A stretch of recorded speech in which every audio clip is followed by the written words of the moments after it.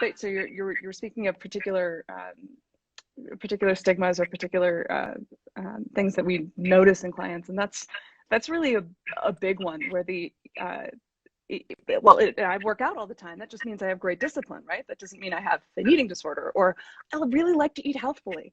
Or I had a client recently who was insisting that the fasting was, this was a health act. This was really important. He was showing me studies, and I said, dude, it's understandable, and you're not wrong about some of those studies, but if you don't also have freedom to not fast, then you're a hostage to fasting. And that's really what we're talking about here. Absolutely. Can we also, speaking of fasting, just touch on the big news of this week where Gwyneth Paltrow came out about intuitive fasting? Oh no, did that happen? See, this is why I'm happened. so glad I'm slightly out of the loop. I get to hear it from you instead of from her.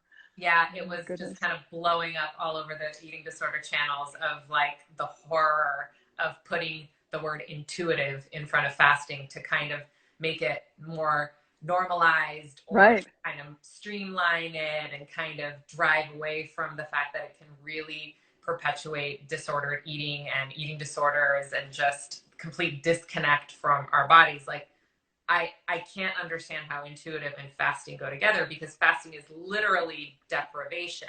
And, exactly. And they market it as like willpower and breaking through what your body needs and pushing through. Like, it sounds so counterintuitive.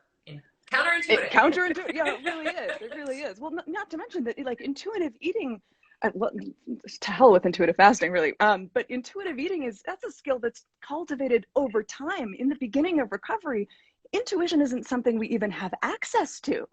And we're really sort of tapping back into that and discovering what are these body cues, and what does the intuition around my relationship look like, let alone my food.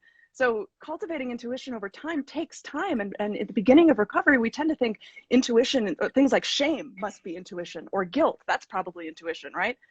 Not so. So that is just a baffling misstep. I'm fascinated to see how the community blowback has been. Yeah, it's not been good. So I encourage you to go look it up after this, just to kind of like see what is out there, because it's such a shame.